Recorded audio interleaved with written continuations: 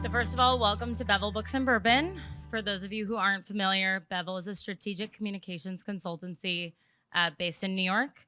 We have offices here, Miami, Los Angeles, Boston, and Orlando. We've been doing Bevel Books and Bourbon for about 7 years now, highlighting award-winning books and best-selling authors in local spaces like this in New York City. This event was born from the concept of loving telling stories and working with journalists to do so, and celebrating people and brands behind them. We're really excited to hear from Polina today, a little bit about the book, and we're giving away 50 signed copies. So if after the session you guys queue up, she has some signed copies that she's completed, and she'll introduce herself and you guys can take a picture. After that, if we go past the 50 copies, we have a QR code where you can get them on Amazon. Stick around for additional networking, and we have some exciting news coming over the next few months from Bevel, so we're excited to share that with you all as well. I also want to thank our sponsors. So Avenue Z is our parent company at Bevel. We were acquired back in April, so we thank them for this, and also for the Strand as well for being a partner in this.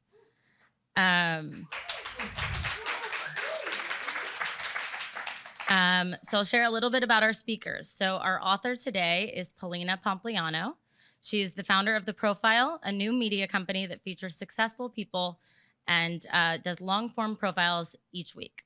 She spent 5 years at Fortune and wrote more than 1,300 articles and earned the trust of prominent investors and entrepreneurs. As the author and editor of Term Sheet, Polina interviewed the industry's most influential deal makers, including Melinda Gates, Steve Case, and Alexis Ohanian, and more. She lives in New York City with her husband and their 2 kids. Our moderator today is Emma Hinchliffe.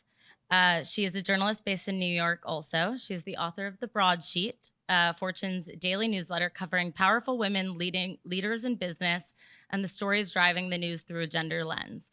She's a senior writer for Fortune, and so she covers stories and magazine features for influential figures like Canva's Melanie Perkins, Kim Kardashian, and Sarah Blakely of Spanx. Her live interviews have included sit-downs with business leaders from TikTok, Glossier, Best Buy, and Williams-Sonoma, and also the Duchess of Sussex. Please welcome Polina and Emma.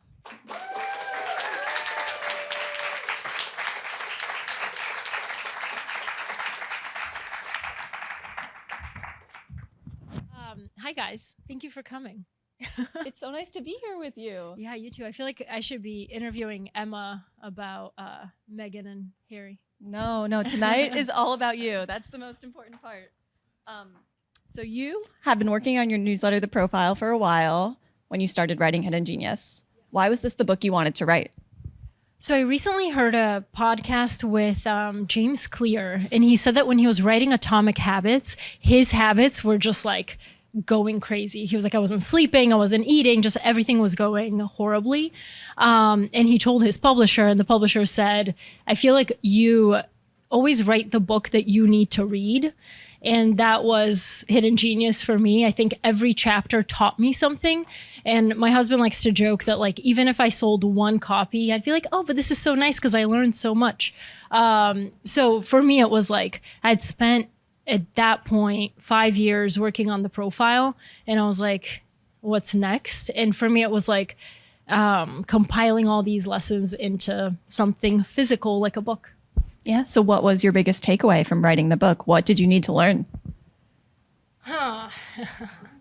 That's a great question. What did I need to learn? It was like, so the chapter that nobody ever asked me about, but that made the biggest difference was the chapter on clarifying your thinking. Because as a writer, I feel like I'm a very emotional person, and that chapter is all about like rationality and logic. So I learned a lot in terms of like mental frameworks that I needed to implement myself. So it was like, for example, Elon Musk once said like, who wrote the software running in your mind? And it's just like a lot of times I hadn't stopped and questioned some of the things that I believed, to be like, Why do I believe that? For example, in journalism, people always tell you, like, I think we both worked at our college newspapers, and the whole thing was enjoy this office because you're never going to have a bigger one. You're never going to make money being a writer. And that was like a huge thing that I needed to get over, because when I started the profile as a company, I still put it in air quotes, as a company, like I had to be okay with, hey, I'm an entrepreneur now. I'm not just a writer, and it is okay for people to pay you for your writing. Yeah. Why does no one ever ask you about that chapter? What do they ask you about instead? Like the relationships chapter, which is also great, but not the... Yeah. How many people here have read Hidden Genius? Okay, cool. So everyone who hasn't can read it after. It's really amazing. Polina, what is it about profiles that you like? I like profiles because it's so okay, first of all, I love this question. There's a writer named Katie Weaver who's now at the New York Times, but she used to be at GQ. When she was at GQ, her profiles were incredible. And she said on a podcast one time that stuck with me, she was like, I like profiles because they slow a person down. And she was like, a lot of people, the reason they like watching slow motion is because the brain has time to like soak in and absorb all the details of what they're seeing in the video.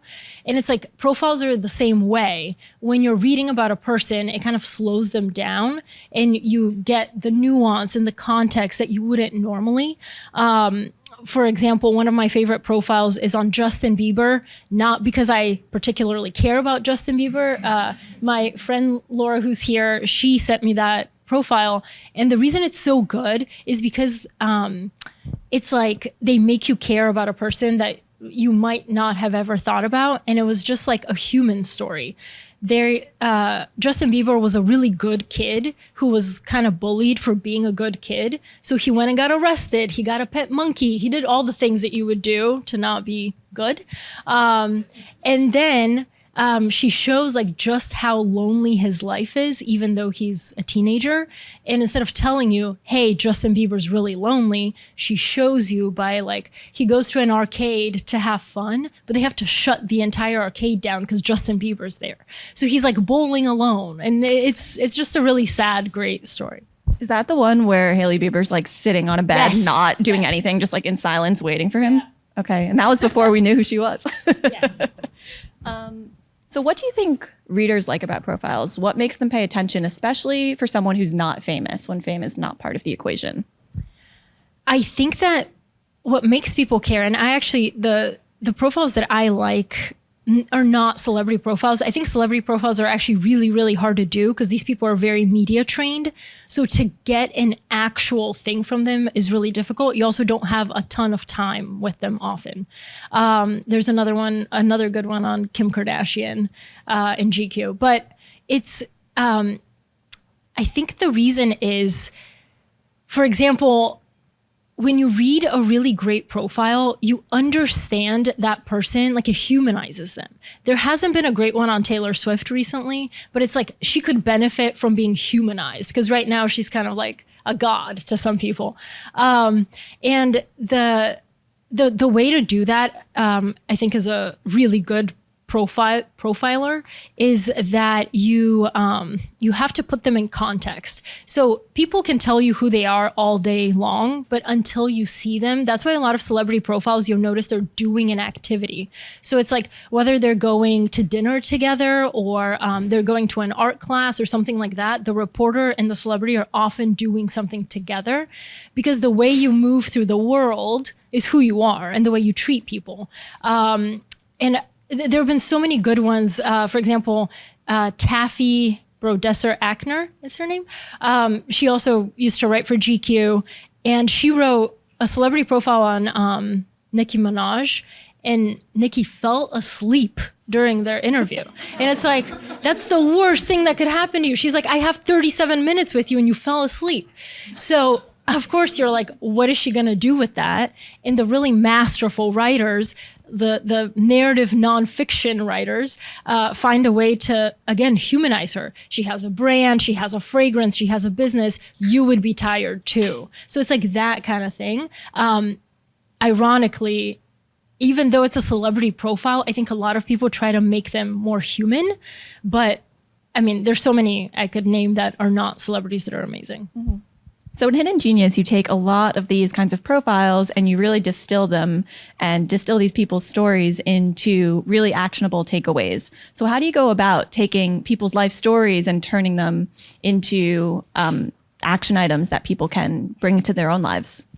Yeah, so it's like, you know, one of my ideas for a book a while back was to write a biography on someone, actually on Canva CEO Melanie Perkins, which Emma wrote a profile on. But the whole idea is like, I think a lot of us have a tendency to be like, oh, look at this person, they're a genius, I want to emulate them and like do everything that they do. But I found in interviewing a lot of people at Fortune and with the profile that like idolizing really is terrible, because you end up idolizing perfect versions of imperfect people. You're like, wow, look at Elon Musk, like he's brilliant. And then like, would you take his personal life too? I don't know. But what was the question?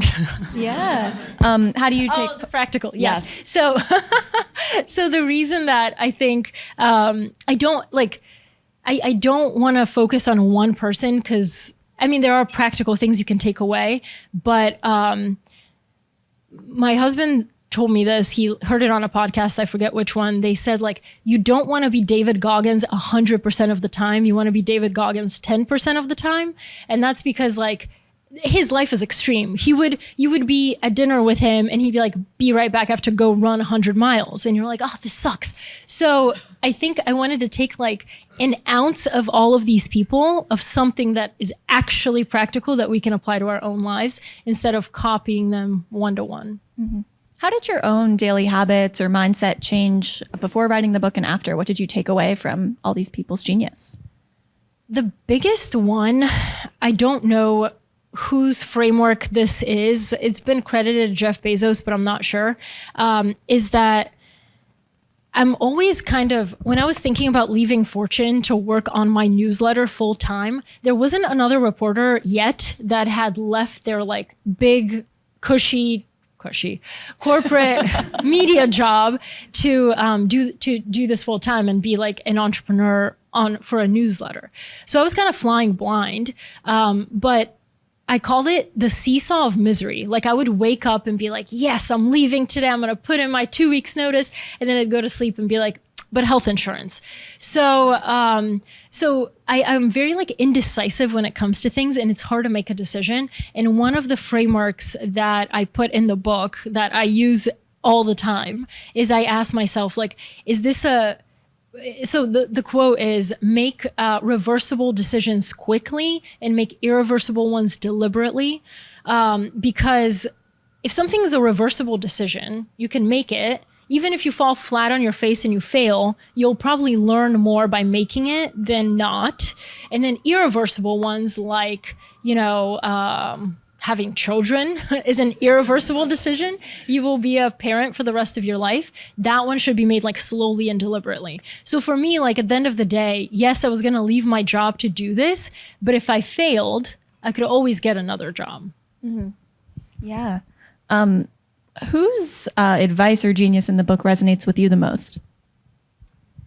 Do you guys know who Francis Ngannou is? Oh, okay. A few people. Francis was an MMA champion, heavyweight. I know nothing about MMA. I don't know what I'm saying right now. He fought. He was a fighter. No, but his story was so crazy, and I got to interview him and hear it from him, which was amazing. But he was born in Cameroon in extreme poverty. He was like a child laborer. But even as a kid, he was like, I'm going to go to America one day. And he gave himself a nickname he was like, my name's American Boy. And all his friends made fun of him because it's ridiculous. But he was like, I'm going to get to the United States. And he started like kind of living as his aspirational self, the ideal version of who he could be. So he was like, he originally wanted to be a boxer, not an MMA fighter. So he was like, I'm going to be an international, well-known boxer in the United States. And so I'm going to start living that way. So he didn't drink, he didn't smoke. He worked out every day. This is like as a teenager. And then he was like, okay, well, obviously I can't be a world famous boxer training in Cameroon. I'm going to move to, I got to get to like Europe at least and train there. So he walked through the Sahara Desert. He ultimately got to Morocco, and from there he had to get to Spain. And he was trying with like other refugees on this like little boat to get across this tiny sea. But he was sent back a few times. And what they would do is like, when they catch you, they put you either in a Moroccan prison for a unknown period of time, or they drop you back in the middle of the desert, and then you just have to like figure it out. So both of those things happened to him. And then he ultimately makes it to Paris. There he's like homeless, living in a parking garage. And he was like, oh, this is a 5-star hotel compared to where I came from. And he ultimately joined this gym. People noticed him because he was a big guy. He started training, became an MMA guy. And then from there, ultimately made it to the US. But he told me something that's so interesting, which is that before we started the interview, he was like, where are you from? And I was like, I'm from Bulgaria. And he was like, how'd you get to the US? And I was like, my family won a green card in the green card lottery. And he was like, oh yeah, like I did that. I applied for that every year too, but I never won. And people called me unlucky because I never got it. And I was like, do you still think that? And he was like, no, the lucky path for me was that I didn't win the green card lottery. My crazy winding path got me to where I am, because if I had won, I'd probably be working as like a security guard in the US or something. So it's just like one path may be easier, but it's actually maybe the unluckier path. So I think about that in success the same way. So success and luck, you can only tell if something was successful or lucky looking backwards. You can't be like, oh yeah, I won, so that's the lucky part. So I really like his story, and he's just like an amazing human. Yeah. You write in the book as well about the definition of success and your personal definition of it. What is it today, and has it changed through this process? Yeah. So I think as anybody, I used to define success as a measure of wealth, how much money you make, what possessions you have, where you live, like things like that are kind of stupid if you think about it. Because if you're not happy, it doesn't actually matter. And then I was on the subway and I was reading this commencement speech by Anna Quindlen from 1999. You should look it up. It's amazing. But she basically says something like, she was working at the New York Times, then she quit to be a full-time mom. And people were like, that's crazy. Then she was like, now I'm going to write a book. People are like, that's crazy. And she was like, but it's not crazy because that's what I want to do. And she has this quote where she says, like, if your success looks good to the world, but does not feel good in your heart, then it is not success at all. And then she quotes Lily Tomlin and says, even if you win the rat race, you're still a rat. So I was like, oh my God, am I a rat? So I was like, so that rat thing happened. And then I kind of put it in the back of my mind because I was like, surely I'm not. But then, you know how when you see something and you get an idea, you start seeing it everywhere. And everything you see just like confirms what you're thinking. So this was in January of 2020. And I started thinking about like, what if I leave my job at Fortune and I go work on my newsletter, The Profile, full time? At the time I had, my newsletter was free, so there was no business. But I was like, I might just, actually my husband told me to do this and I was like, I can't do that, I'll get fired. And he was like, okay, just see what happens. So I added a paid layer to my newsletter. I was like, I just want to see if people would pay for this. And And some people did. And it was enough where I was like, this is promising. So the second that I did that, I started seeing articles everywhere. The rise of the passion economy, the creator economy, the whatever economy. And I was like, oh man, like, this is the moment. This is the time to do it. So I just, after the seesaw of misery, I just started like thinking about success in a way that for me, I was scared to disappoint people, as stupid as that sounds. I was like, my parents are so proud that I work at Forbes magazine, Fortune magazine. And they're so proud and like all this stuff. Like, am I really about to leave to do this thing that I don't even know if it'll work? But I found success now is the same thing for me that I look for in the people that I interview. It's like the winding path that's not always linear. I think success is like a life well lived. Yeah. You mentioned this process of deciding to go all in on the profile full time.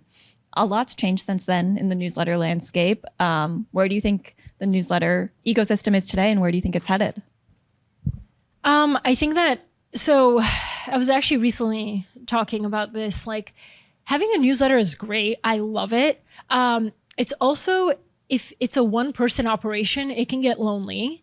And as with any business, if it's just you, it's kind of lonely. But I think what's going to happen is, like, we saw this unbundling of a lot of people leaving traditional media organizations. I think you're going to see a rebundling. Is that a word? I think so. A rebundling of these newsletters coming together and creating new media organizations. You see it with like Barry Weiss's Free Press. You see like legitimate things coming out of newsletters that are now, it's like a bottoms up approach. Yeah, it's like streaming. Yeah. So I was, speaking of the profile, I read a recent newsletter of yours where you said that you were setting a goal to become the world's best interviewer. If you say it, it'll happen. Yeah. How do you go about setting a big goal like that? Okay. Yeah. So that was clickbait, but no, it's real. I published an article yesterday, like 10 practical takeaways from the world's best interviewers, or 10 practical interviewing techniques from the world's best interviewers. And the first line is, I have a goal to become the best interviewer in the world.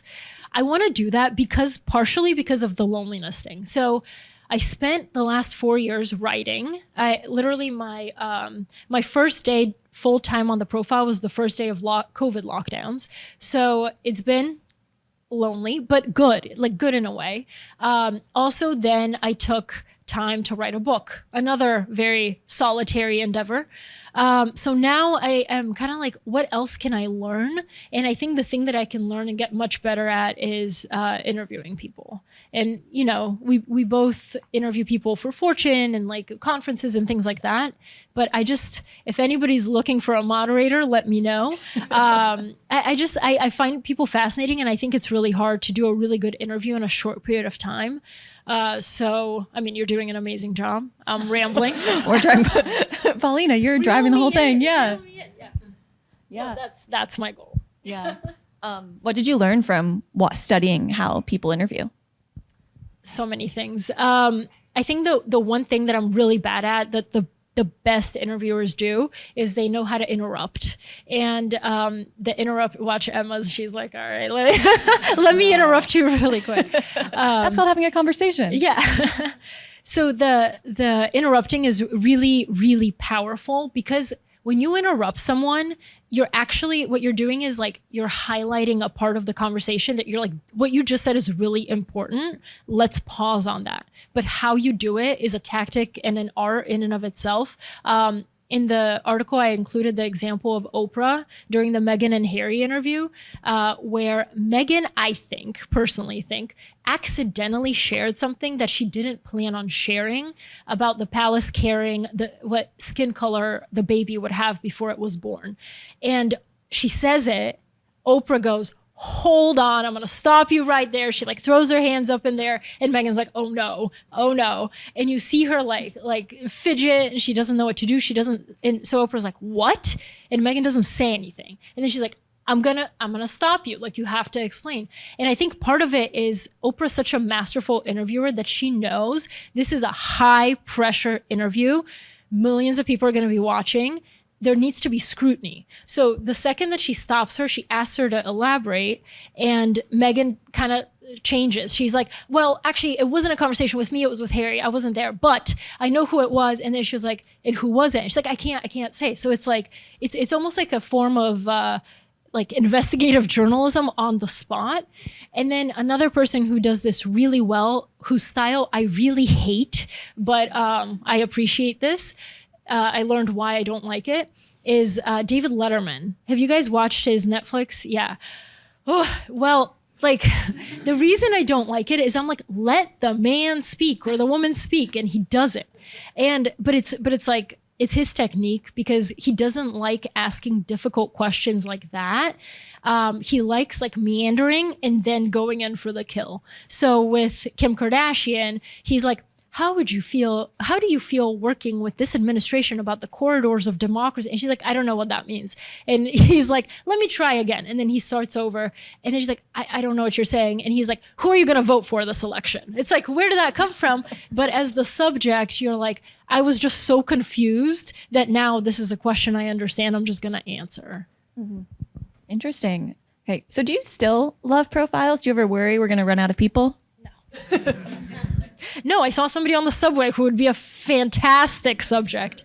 No, there's characters everywhere. One of the most interesting things, earlier you asked me about celebrity profiles versus regular people, is Gay Talese. He wrote, he basically set the standard for profile writing. He wrote Frank Sinatra Has a Cold, which is like the gold standard. Like this is like the profile of profiles.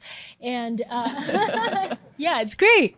And so he talks about how it's his least favorite article, which is really funny because it's so good. But he actually wasn't able to interview Frank Sinatra because he had a cold. So he interviewed everybody in his orbit, and that made it like a fascinating portrait of a man that few people really knew. But his favorite profile that he's ever written was, it was called Mr. Bad News, and it was about an obituary writer. He's like, what is it like to wake up every day and write about dead people? Like, that is fascinating. So yeah, I don't know what the lesson is. Yeah. Well, I think you've talked a lot about this idea that no one's boring and that you just haven't asked the right questions yet. How did you come to realize that? And is there an example of a time that you've really seen that in action in your own reporting and writing? Ooh.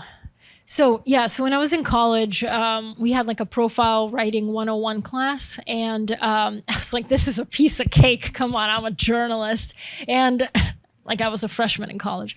And so we like picked somebody in the class, and the assignment was write a profile of them.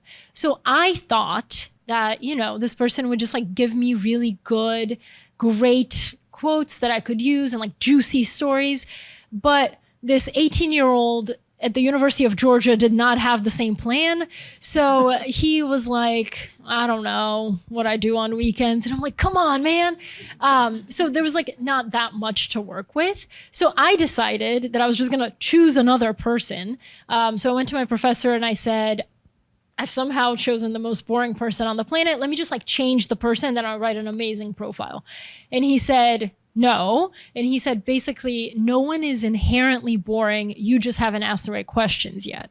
And that stuck with me my whole career, because it's like the person you're interviewing, it's not their job to entertain you. It's your job to find the really interesting things.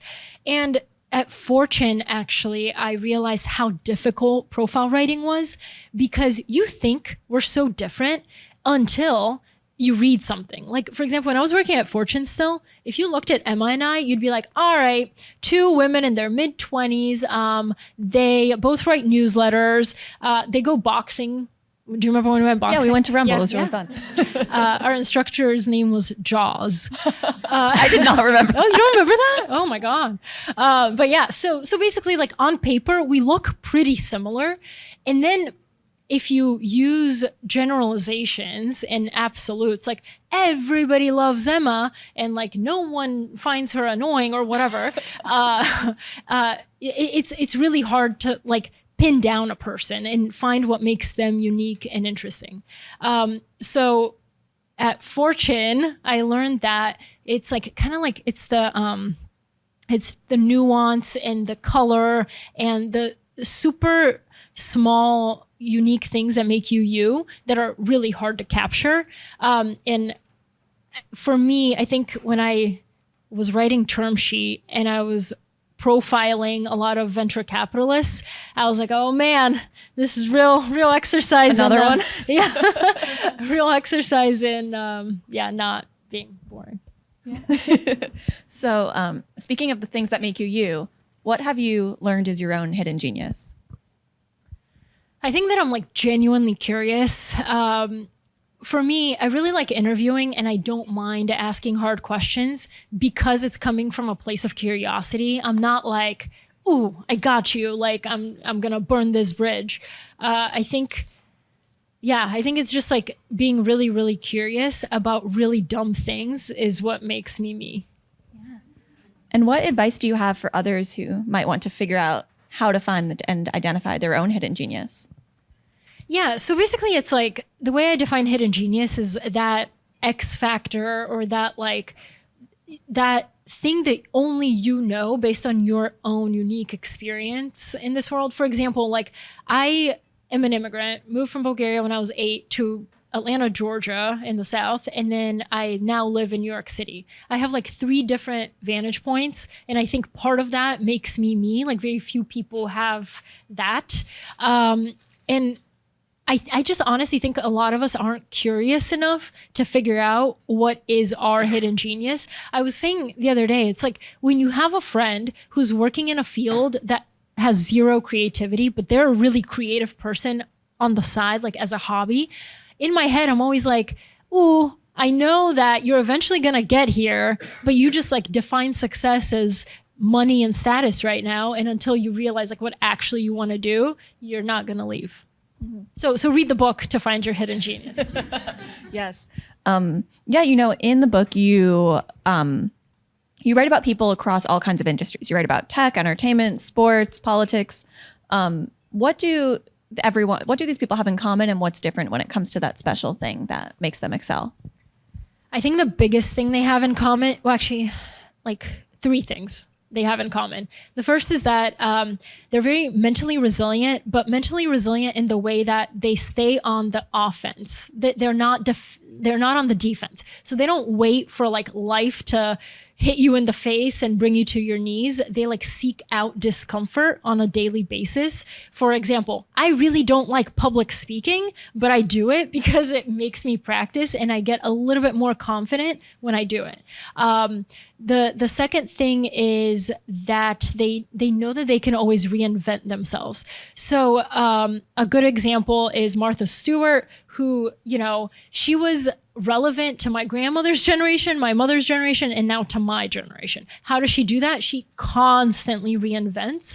And a lot of like people have forgotten that she went to prison for insider trading. And Time magazine put her on the cover, her mugshot. Like you do not recover from your mugshot being on Time's cover. So it's like that kind of thing. She was always like, what's the next step? What's the next step? And she knew that even if the worst happened, she could always reinvent. And then the third thing is that they all, at some point in their lives, bet on themselves in whatever way, whether it's quitting their job and starting a business, whether it's like leaving the country and moving somewhere else, starting over. It's like that kind of thing. And Francis Ngannou, when I interviewed him, I was like, so what's your next act? Like, because he's no longer doing MMA, I don't think. So I was like, what's your next act? And he was like, basically, he's been very vocal that the contracts in the MMA aren't fair. And I was like, aren't you scared? Like, you're so vocal. And he was like, what are they going to do to me? Like, I've been at the bottom of the bottom, and I can always start over. So he said that he meets a lot of talented people, but they're never going to reach their full potential because they're afraid that, they're going to like have to start over. And he has this great quote. He told me, he said, he was like, this saying, right? And I was like, I really don't, but it's a great one. He was like, sometimes to jump farther, you need to step back. So it's like that. Wow. Okay. We're going to have some questions for Q&A. So start thinking. I'll start with one. I was going to ask you who your least favorite interview was, but I think it was your college colleague, classmate. But do you have a favorite interview? And actually, Emma, this probably applies to you as well. Oh no. Ooh, my gosh. Is it the man who you talked to about the green card? The man who I talked to? You just talked about. Oh, Francis. No, actually, I do know. Especially, I'm thinking like for the book. A man named Robert Hogue, who probably nobody knows, but he was born with a massive tumor in the middle of his face. You've probably seen the meme because it's a meme that goes around the internet of like, look at this the world's ugliest baby. Well, that was in the 70s. He was born with a massive tumor on his face, to the point where his mom kept a journal. The doctors were like, you should keep a journal for like, postpartum depression stuff, because this is really hard to get through. And she wrote, this is the ugliest baby I've ever seen. I do not want to take him home. So she actually left him at the hospital to try to decide if she wanted to take him home, and then went home and had her other kids take a vote on whether to bring this baby home. It's crazy, but he claims that he has forgiven this. So anyway, so she's like, it's going to be a really hard life for my other kids, for this kid. Do I really want to do that? Ultimately, they decide yes. He goes through so much face reconstruction surgery, and all his life he's called ugly, he's bullied, like insane things to go through as a kid. And it's my favorite interview because while I was interviewing him, I was like, so I heard once that you said your mom wrote in her journal, she said, I wish this baby was dead or something like that. And he was like, I have the journal right here. And I was like, oh my God. So it's like when moments like that happen, it really not only humanizes the person, but you're like, wow, like this is somebody's real life. And I think as an interviewer, your job is to channel that for the people reading or watching. Mm-hmm. Yeah. Any other questions for Polina? Okay, awesome. We have a mic coming your way. Right behind you. Please introduce yourself. I'm so loud, I really don't need it. I'm going to commit a major interviewer journalist for a part and ask you 2 questions. This is also a journalist. Yeah. How do you select who to interview, and where would you like the profile to be in 5 years' time? Great question. I think the way I select, to be totally honest, is I don't have criteria. I'm just like, is this interesting to me? And if it's not, I don't do it. It's the best criteria. Yeah. At this point, I think I know my readers so well that I know if something is going to resonate with them. So I try to choose people who maybe aren't super well known, but have done some remarkable things. So I recently interviewed Laura Decker. She's the youngest person to sail solo around the world. So she started when she was 14. Oh, hi.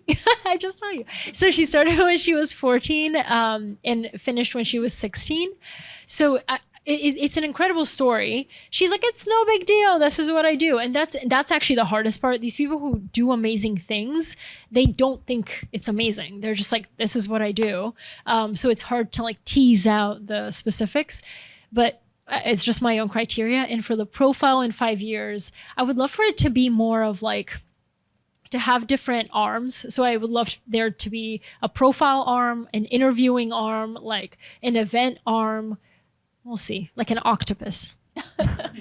Need a few more. Okay, cool. Question right here.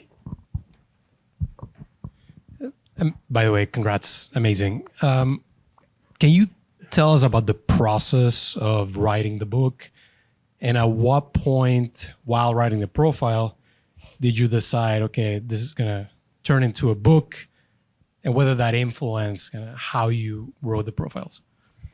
Yeah. So the tricky part is that I never actually set out to write a book. I was just doing my newsletter week after week. At this point, I have written it for 7 years and never missed the Sunday to send it out.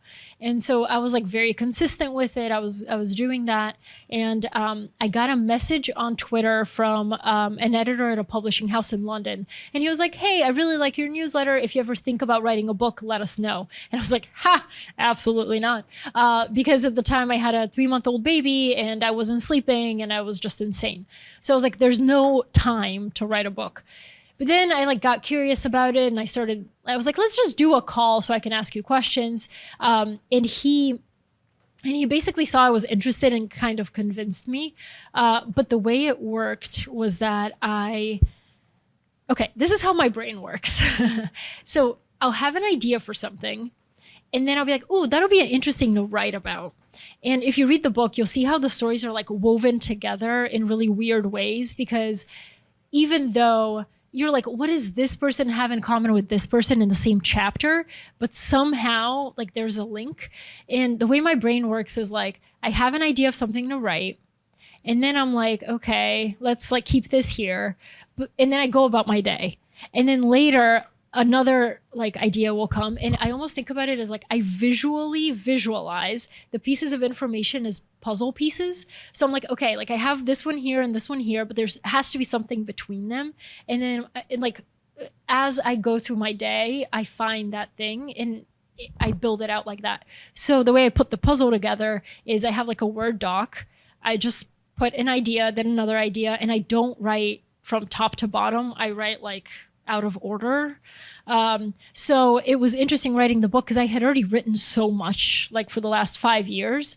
And I was like, I think that everything's disjointed right now. I think I can make it cohesive. And so it wasn't very hard writing the book because I wasn't starting from scratch. I just had to make it make sense.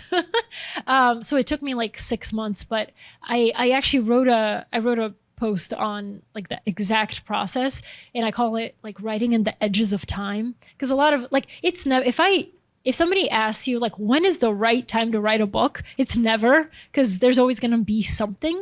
And I was like hyper aware of that, and I was like, it's always going to be an excuse. Oh, I have a newborn. Oh, I have a toddler. Oh, I whatever. So I was like, I'm just going to write in the edges of time, which meant when the baby was sleeping. So 7 to 9 p.m. and then like 1 20-minute nap. But the reason that's helpful and useful is because it's really hard to write just sitting down at a desk like with no ideas. I get my best ideas when I was like feeding the baby in the middle of the night, or because I was constantly thinking about it. Actually, I know Lee is here. Hi. So she was a senior writer and editor at Fortune, and we had a colleague who, Brian O'Keefe. I one time asked him about like, how do you write a good feature in a magazine feature? And I still have my notes from that day. He said, think about it as like your grandma, or he called it your grandma's tomato sauce theory of feature writing. And it's the same thing for ideas. He's like, what's the difference between the tomato sauce from Whole Foods with your grandma's tomato sauce? It might not be much of a difference. The biggest difference in the like ingredients, the biggest difference is that your grandma's sauce cooks all day long. So it's like you're constantly tweaking and you're like putting things in, taking things out. It's simmering there. So it's like that. My idea generating process is it's like it's got to simmer a little bit. Yeah. So did you never miss a Sunday even when you had your first baby? From the hospital as I was sending that thing. No, actually, yes, but it's not because I'm crazy or like a workaholic. I think a lot of people think that. It's like I have things prepared because I know that there's stuff that's going to happen. Like I know I have to travel across the world, or a baby's going to be born, or somebody's going to die. So it's like those moments.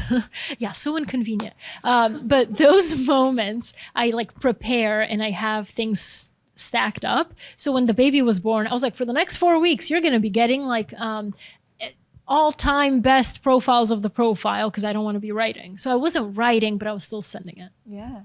Okay. One more question. Awesome. Right over here. Yes. And there's a mic headed your way.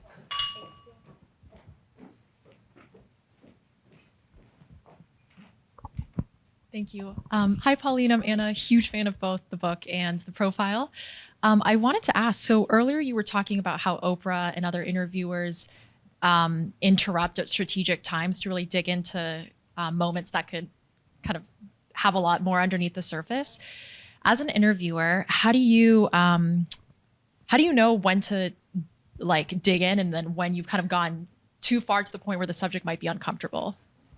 Like, you mean you've interrupted too much, or? Oh, sorry, not interrupted, but just like when do you know like how to dig into tension in a productive way versus like it's to the point where the subject might be like uncomfortable? Yeah. So the way I always think about it is like I never feel uncomfortable asking because I see myself as like a representative of the readers or the audience. Like I recently watched this horrible interview on ABC about the Golden Bachelor getting divorced, and it's very. You cut The Bachelor out of your content diet. No, it's still there, just the golden one.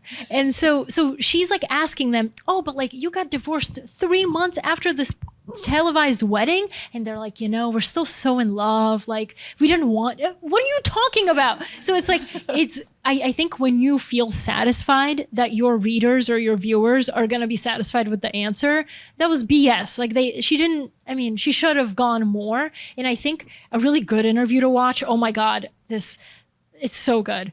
Barbara Walters and Monica Lewinsky in 1999. It's so good. And it's good because it's that. Monica is still very much in love with Bill Clinton, and you see it. And she's like, oh, he's just so tender. And you're like, don't ever say that again. But as she's saying it, Barbara is like, let's like go deeper. And she comes off at times like, have you no shame? But like, she's trying to act on behalf of the viewer because she knows what they're thinking. So I always think about like, what is the elephant in the room? And I don't care if I make you a little uncomfortable. We just got to get to like something that's satisfactory. Awesome. Well, thank you so much, everybody. If you have more questions for Polina, you'll see her when you get your book and your signed copy. And thank you again. Thanks, Polina.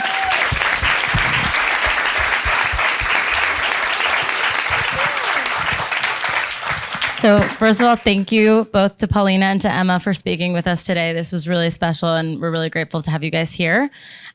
We also wanted to take another opportunity to thank our sponsors, Avenue Z and Happenstance Bourbon, which is a female-founded bourbon company. And then also thank you to the venue and the teams, the Strand, What's the Kitsch, and MF Events. So we're going to have a book signing over there. The most organized fashion for us to do this is if you're going to go get a book signed, if you can line up towards that wall on that side so that we don't block the bar. So if people want to go to the bar, they can get a drink.